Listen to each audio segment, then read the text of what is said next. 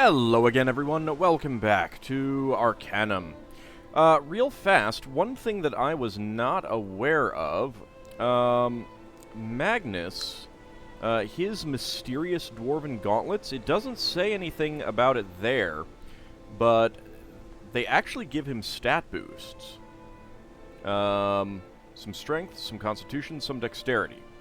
If I go in... just remove that. So 16, 17, 18.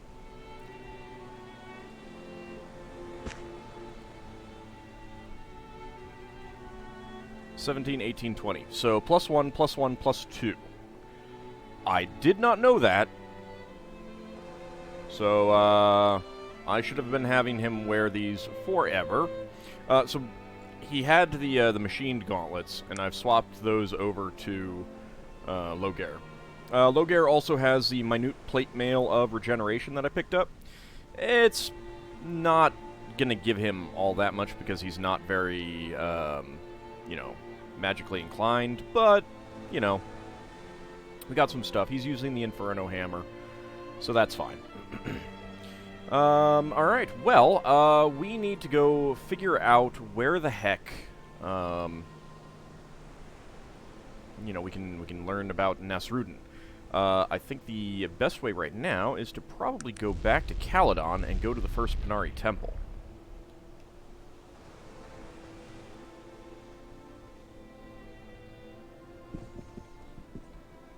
Which I do believe is here. Like that nice, even, almost square that we're getting.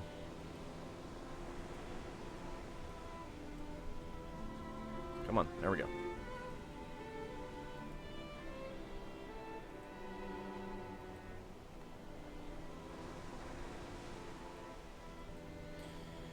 Alright, not quite, but that's close enough. Come on, guys. And one gal.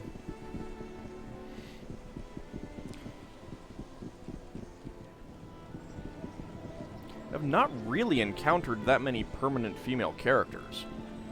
There was one who would not join me because I didn't have enough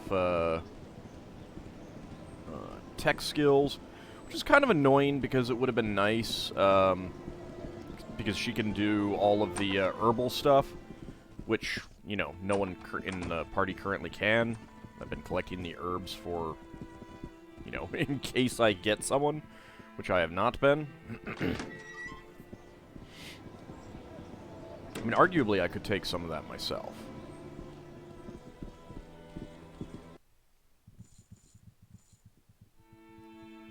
Hello? I don't need help with anything, I just want to...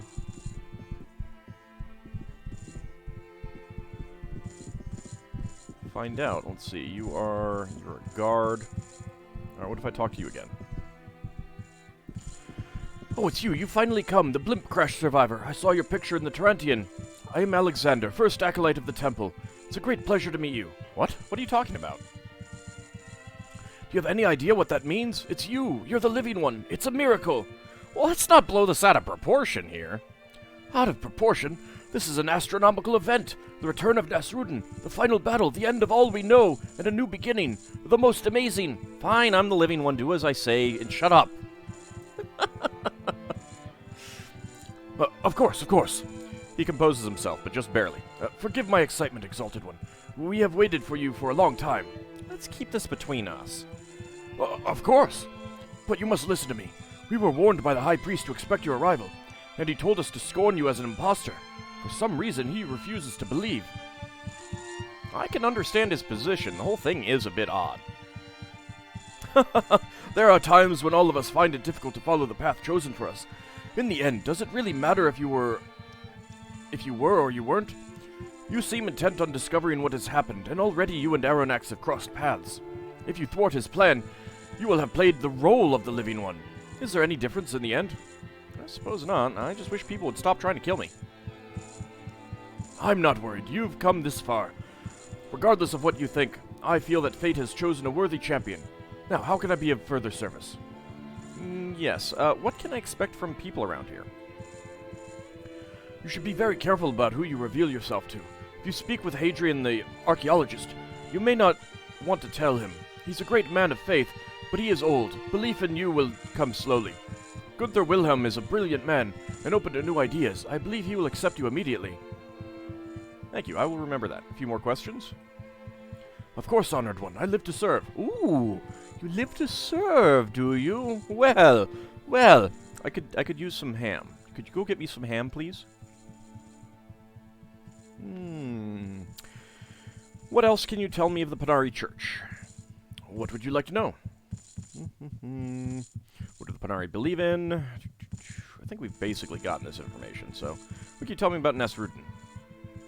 What would you like to know about him? Who was he? What happened? Who was this Aranax fellow? I mean, we've basically gotten all this information, so I don't really feel like reading it all out. Where is he now? Say he was banished. What does that mean? When someone is banished, they are sent to what is known as the Void. And the Void? What is it? Well, my friend, that is an area of some debate. Many say that the Void is an actual place, a plane of existence where the evil pay for their transgressions for all of eternity. Others say that the Void is merely a state of unbeing, not an actual place. What is known is that when someone is banished, they are no longer here, and they cannot come back. How's that different from death? A few more general questions about that.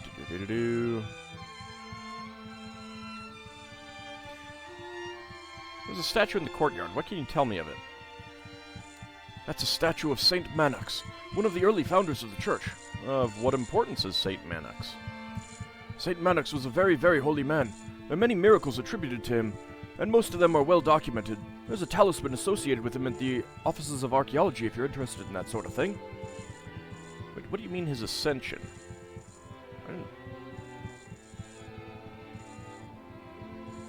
Did I miss him saying ascension? Legend tells that Saint Manax was visited by the spirit of Nasrudin himself, and that Nasrudin found him so holy that he took his body directly from this place of existence to the next. This has only ever happened once in all of our history, and so we remember him. Alexander gets a strange, far-off look in his eyes. Pride and a little sadness, it seems. Did anyone actually see it happen? There are signed confessions from two of the high-ranking church elves at the time. They both described the ascension of Saint Manax in beautiful detail. You could speak with Gunther Wilhelm further about this if you'd like. He's the church historian, as well as the most learned of us in the teachings and prophecies of the Arcanum. Alright. Panarii believe in. How was the church started? The church was started right after the death of Nasrudin. You see, Nasrudin is seen as our savior. He defended Arcanum against the madness of Aranax, and through his courage and wisdom brought a new and enlightened age. Had he been unsuccessful, all those races not elven would now be slaves. And who began the church? Many of the early church records were destroyed, but those that still survive indicate that the Panarii church was started by the elves, and they were later joined by the humans. We are an open congregation. We welcome all into our membership. After all, Nasrudin defended us all in his battle with Aranax. We will be no different than he. Alright. What else? Nope.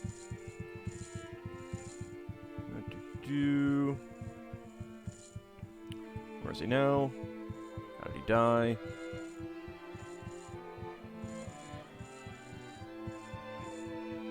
Where did he die? According to the Archaean, Nasrudin traveled to the southernmost tip of the land and there laid himself to rest. That is why we are here. This temple is built over his remains. Oh, really? And where might I find these remains? The remains of Nasrudin are just below us in the lower catacombs. There's a stairway through the doors behind me. It leads down to the burial chamber and the sarcophagus in which he is encased. Unfortunately, only church elders and pilgrims are allowed to see the remains. I have some more questions. Where is he now? How did he die? Where did he die? What is the Arcanum? There are many writings we study, but the most important book in the Panarii religion is the Arcanum. It is a collection of what are considered the most representative teachings of Nasrudin, as well as some prophecies that were made in the early years following his death. Where might I see a copy of it? Okay, and it's just over there, the large book on the pedestal. Feel free to peruse its pages, and gain what wisdom there is to be found. If you'd like to discuss anything you find confusing or unclear, I'd be happy to oblige you. A few more questions. Where is it now? How did he die? Where did he die? No. Okay. What of the teachings? What is the essence of Nasrudin's teachings? Nasrudin was an ardent believer in elven philosophy. Elves feel that everyone and everything have their rightful place in the world. That this reality is formed through the combined experience of all forms of life. Good and evil rarely play a part in how elves view the world. What might be considered evil? Evil, in the most basic terms, might be described as something which disallows the progression of the natural order. I suppose it's a gray area, but you might say evil is anything diametrically opposed to elven philosophy. To which I might say even those things have their place. Alexander smiles. It's that single elven philosophical debate. It's said that single elven philosophical debates have spanned literal decades. You could see why. Elven and Dwarven philosophy are very different. Oh, do you know of Dwarven philosophy? I've discussed at length the stone and the shape. He gives you an appraising look, obviously impressed. Not many Outlanders can speak of these things. Tell me, my friend, what do you see as the major difference between the two? Solidity versus immateriality. It's merely a matter of magic and technology. The Dwarven world is internal. Elves live outside of themselves. I find the discussion pointless. Both camps are misguided. Solidity versus immateriality. An interesting point of view, but in my opinion, of course, rather a shallow one. Perhaps you should come with us and study for a time.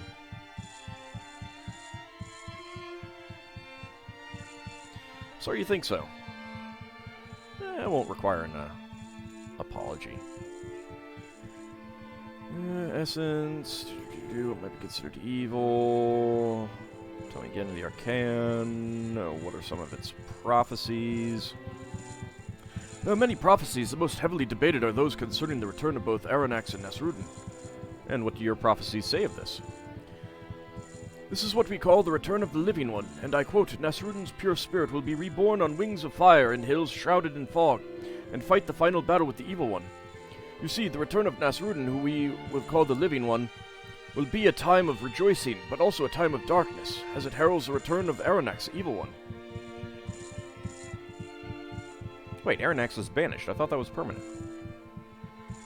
That is a subject of debate. Some believe that the return of Aranax, and Nasrudin, for that matter, will be accomplished through reincarnation, the rebirth of their spirits, not their physical forms. Others believe that the whole affair is merely symbolic, and representative of the conflict we are seeing today between magic and technology. And what do you believe, Alexander? Call me archaic, but I'm a firm believer in a literal translation of the scriptures. I believe that both of them will be embodied, and that war will be waged here in this existence. I, for one, will be ready for that conflict. Okay, I'll be going now. See if we see anything different. Wait! There. Do you see that man? The one at the front of the temple? No. I mean, like there's this guy wandering around. Do you mean this guy? Yeah, I totally see the man you're talking about. That's Alexander, First Acolyte of the Panarii Church. I never thought I'd actually lay eyes on him. So you were talking about him. Virgil? Were you just, like, sleepwalking or something? I just had a big, massive conversation with him. What about him? The man's a living legend. Joaquin used to tell me stories about him. Not a nobler soul in all of Arcanum, it said. And he's a skilled warrior as well. Not the sort you want to tangle with. Oh, I could take him.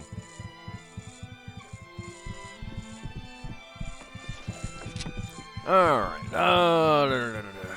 Stupid font. And Nasrudin, great and powerful father, was born in the elven forests of old.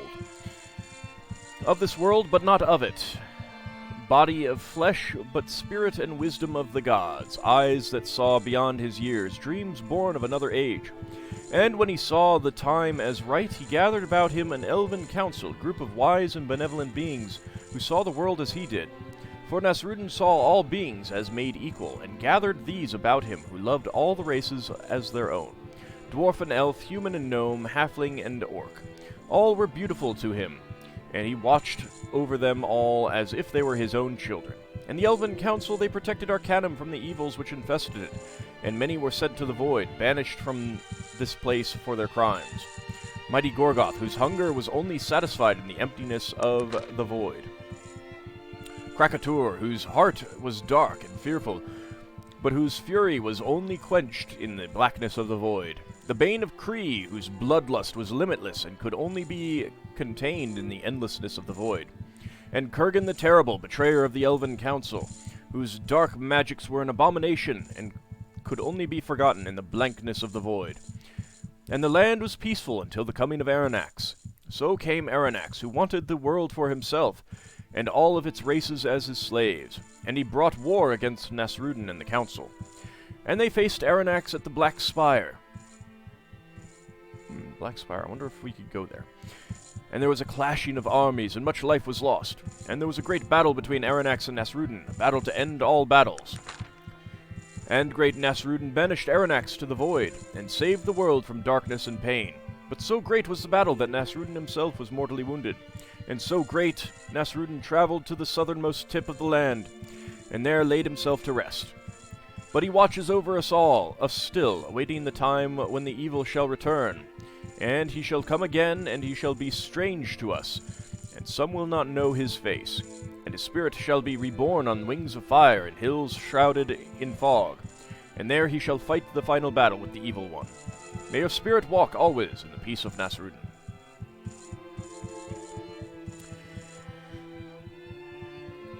Alright. Well, can we get back here now? The door is locked.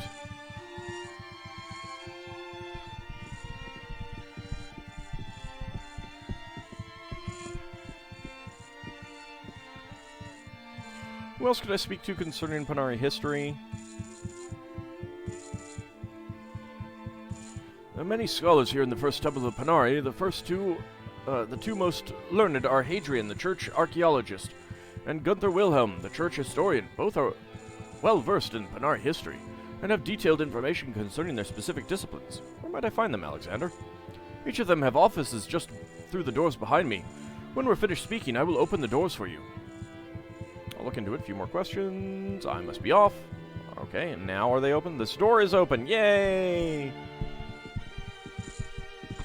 This door is open. Yay!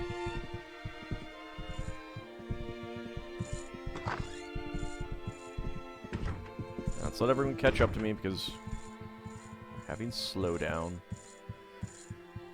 A gnome priest. Let's go talk to the gnome priest. Hello. Hello, nice to meet you. Hello, and who might you be? The man in front of you is a wizened old gnome with wildish gray hair and a beard 3 days grown. He looks up at you, grinning toothlessly. Call me Hadrian, Acolyte of the Panarii, and local expert on church archaeology. How about I help you today? Greetings, I'm Elendretta. Might I speak with you for a moment? Certainly. Let's talk about your work. What would you like to know? Tell me about the sort of objects you have here. Which one would you like to know about? What is that, a skeleton's finger? Yes, that is the finger of Saint Manox. His finger? Why is that here? Legend tells of a time when Saint Manox had been captured by barbarians. They were plundering the surrounding countryside, and were holding Manox for ransom. He told his people to refuse, so the barbarians threatened to cut off one of his fingers if he didn't comply. Manox calmly picked up a knife and told them there would be no ransom, and cut it off himself. Sounds like a hard man. Yes, he was when he needed to be. Is there anything else you'd like to know? Yeah, I'd like to ask about more of the objects. What is that glass device? We don't have any idea what that is. It sure is pretty, though, eh? I guess. What is that? What is this black gem? That is the Eye of Krakatur. Really? It's a beautiful stone. No, I mean it's really the Eye of Krakatur. When the council was banishing him, He put up quite a struggle. Somehow the monster's eye got put out, and someone found it as they were cleaning up. Dreadful creature, Krakatoa was. If you ask Alexander about who's been banished over the years, he'll tell you the story. Perhaps I'll do that. Are they for sale? No, these are priceless church artifacts. I couldn't part with them for worldly riches. Okay. What do you know of the remains of Nasrudin? The remains of Nasrudin, what would you like to know about them? Where are they? They're housed in the old catacombs beneath the temple. The First Acolyte, Alexander, can direct you there if you have problems finding it. Have you seen them? His brow furrows. No, and I'd do anything to see those old bones of his. There are so many questions I could answer if I could only have a look at them. When he died, how he died. I want to know if his skeletal structure is the same as common elves, or if his prolonged use of powerful magics changed him somehow. So many questions, and I've never been able to see them. Why, Hadrian? You're the church archaeologist. Surely you... Yes, you'd think so, wouldn't you, young lady? He raises from his seat, gesticulating to and fro. I mean, when the elders need someone to go digging in the dank caverns of the Bengalian deeps, who do they call upon? Or if some poor fool comes across a tomb sealed with a Gorgothian blood curse, ring the bell for old Hadrian. But why won't they let you see the remains, Hadrian? I've no idea! He throws his hands up in the air, upending a stack of papers and what looks to be a cup of dark ale. They speak of a desecration and sacrilege, but... He lowers his voice and leans closer. The man is dead. D-E-A-D. I respect and cherish Nasrudin and what he taught us more than anyone, but I hardly think he'd be upset if I chipped a piece of bone from his earthly shell. I see your point. I myself would love to take a look at them. Really? Are you a fellow archaeologist, my friend? Yes. Yeah, in the vein of the great Indiana Jones. Strictly freelance, of course. No, but it's a long story. Tell him all that has happened. Should have saved it first, but, let's tell him. Why not, right? The living one, you? He pulls back, crossing his arms.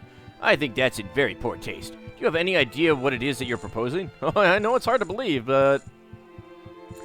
You know, we were told to watch out for someone like you. The High Priest said that there would be an impostor who would try to pass himself off as the living one.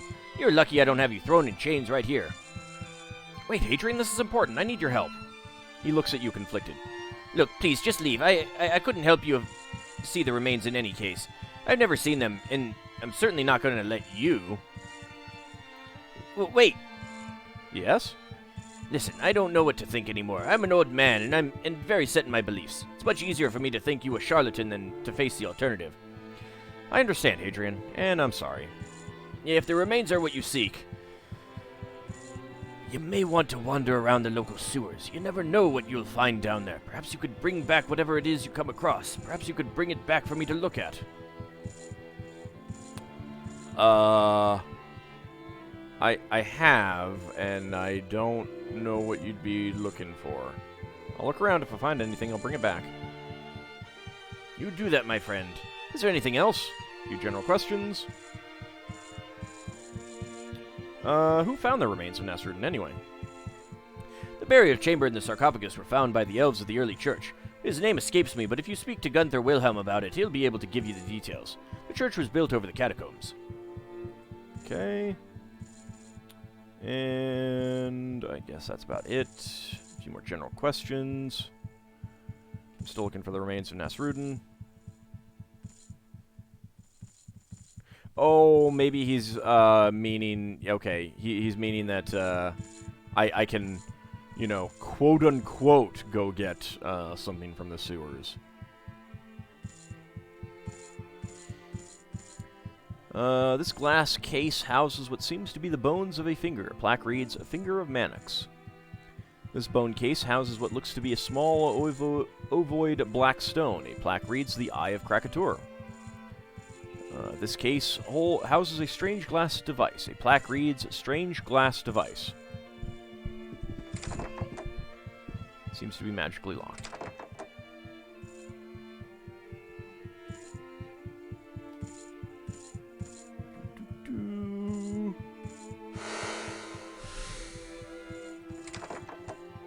Ah. Didn't mean to teleport. Wrong one. I meant this.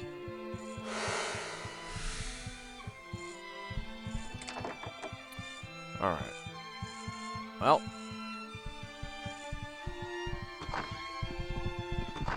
Hello. Blessed be. Greetings, and who are you, sir? The thin man in front of you is very properly dressed. Instead of robes, he wears a finely made suit. A pair of thin gold spectacles lie across his nose. His features are delicate, but his eyes belie a strength of body and character, as well as harboring a fierce intelligence. He regards you intensely. You might, I am Wilhelm, Gunther Wilhelm. Pleasure, sir. What exactly do you do here? I am the church historian. I have a variety of responsibilities here, from translations to document restorations, as well as authentication of any literature finds. If it's written, and it has to do with the Panarii, it's my job to know about it. Does that answer your question? Yes, and very well. Might I ask you a few questions? What is it you'd like to know? Tell me some of your work. What about my work are you interested in? What are you currently working on? Gunther points to some books on his desk. His movements are quick and precise. Currently, I am doing some research on older translations of the Arcanum. I have found some interesting discrepancies that I am looking into. Well, I know what the Arcanum is, so I'm not going to ask him that. Unless, of course, it stays in the question options. Discrepancies? What do you mean? A few differences in some of the passages that I found in this earlier copy. I'll give you an example. The Arcanum we read today refers to our order as the Panarii. The word Panarii in the Old Tongue means light servant or follower, but in this older copy I'm studying, we are referred to as the Panrenes, which means defenders of the gate. Very odd. You guys are supposed to be defending the seal on the Ring of Brodgar, aren't you? Interesting. Was there anything else? A few minor things. I'm still working on the translations. Perhaps it's something we can speak of later. Oh, of course. Some other questions? Some questions about St. Mannix. What did you want to know about St. Mannix? Do you believe in the Ascension, Gunther? Gunther smiles at you. There's no doubt in my mind that Mannix was a very holy man. My belief in an inconclusive set of circumstances does not invalidate that fact, regardless of how that might reflect on my own faith. But I've heard that there were eyewitnesses to the event. There were two eyewitnesses to the ascension of Mannix. One was an elf named Randar, and the other, what was his name? Kanhua, I believe. Their accounts of the incident were almost exactly the same, and both were beautifully written. A few more questions about Mannix. What else do you know about him? Almost all of the records concerning the life of the great saint have been lost over the years. Very little is known about him, or what he did before he was taken. Slight smirk. Of course, there are the usual insubstantial claims of miracles. He seems to remember himself straightening. And, of course, there's Alexander. What do you mean? What does Alexander have to do with him? You haven't heard? He almost never speaks of it. The man has enough humility for all of us. Alexander is a direct descendant of Mannix. His family has held the position of First Acolyte for the last 1,500 years. No, I didn't know that. That's quite a legacy. Yes, it is, and there's no better man to bear it. Alexander is a saint in his own right. There are few men I respect, my friend. Alexander is a noble soul. Do you know anything of him? No, tell me of him. Alexander hasn't always been with us here at the temple. You see, the First Acolyte's role in any Panarii temple is as spiritual leader and warlord. Symbolically, he is to assume those roles just as Nasrudin did so many years ago. Most Acolytes go into this very lightly. They might entreat the local constabulary to train them in basic combat techniques. Not so Alexander. What did he do? Alexander left us for 10 years and studied with some of the most feared and respected masters of several combat disciplines. For his pilgrimage, he traveled to the Vendragoth Wastes and lived there alone until he thought himself ready to assume his post. If you know nothing of the Wastes, you know this. Know this. There's no more terrible place in all of Arcanum. So he is a skilled warrior? There's not a more dangerous man in all of Caledon. And he's very well versed in 2 or 3 of the magic colleges as are all of us who are Panarii elders. The temple hasn't been in safer hands since it was in those of the great saint himself. Interesting. Could I ask you a few more questions about Mannix? Let us speak of the eyewitnesses to his ascension. There were 2 eyewitnesses to the ascension of Mannix. One was an elf named Randar, and the other, okay, that's the same thing.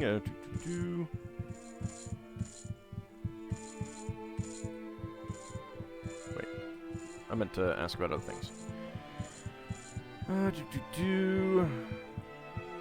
General questions or nothing. I have some questions about the remains of Nasrudin.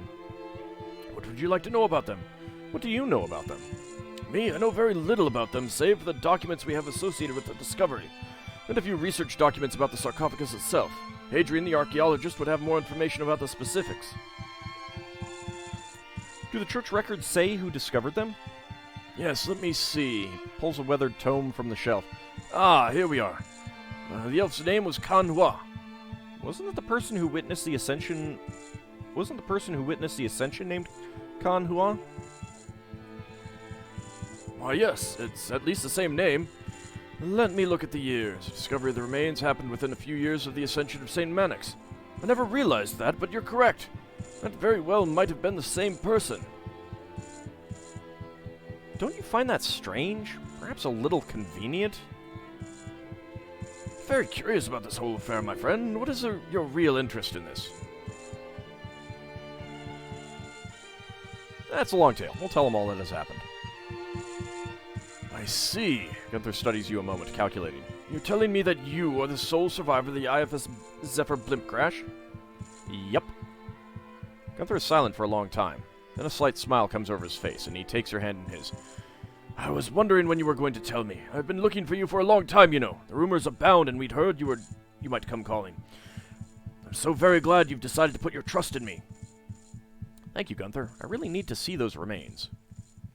Listen, my friend, not everyone here is sympathetic to your cause. Hadrian the archaeologist is the one who you need to speak with. But be very careful. He's an old and loyal friend, but belief in you will come slowly for him. He will be the best source of information regarding the remains and how you might see them. But tread lightly. Subterfuge might be necessary. I'll remember that, Gunther. Thank you for your help.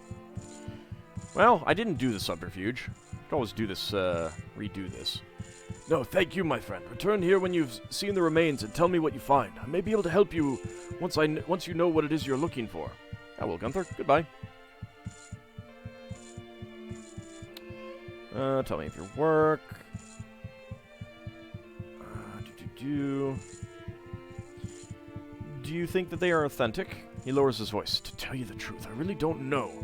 I've done a lot of research into the engravings on the sarcophagus. Everything seems to be in order. It just seems to me that it's all very convenient. I mean, who buried him? We have no records of that. There's no doubt that an elf of his stature would have been given an elaborate burial, but who did it? We don't know.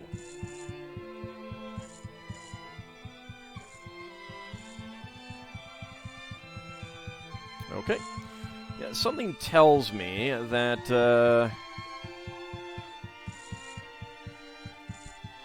this Kan Hua person was not really a Panarii.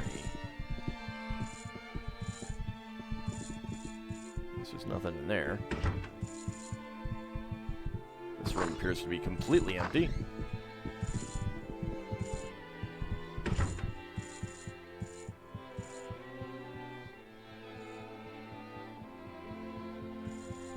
There's a wood chest up there. It's unlocked. Probably won't have anything. That door is locked. We can go down there, at least.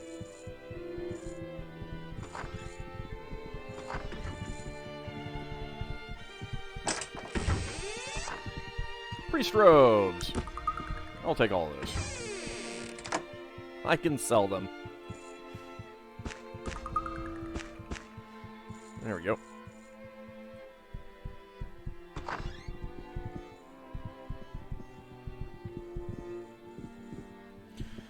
Hello, will you let me through this door? Hold there, what business have you here, my friend? I was wondering where this door led to. This door leads to the tomb of Nasrudin. I see, might I go and take a look? I'm sorry, but the only people besides church elders who are allowed to see the remains are Panarii brothers and sisters on pilgrimages. And we haven't seen one of those in a long, long time. Oh, I'm on a pilgrimage myself, just in to see the remains. I'm sorry, but you don't wear the pilgrim's robes, and I don't appreciate being lied to, stranger. I recommend that you be on your way. Good day to you. Okay, well, we do have some robes. We'll deal with that, in a moment. No, you won't say anything. Alright, what do we got down here? Hello? Dark Elf Guard.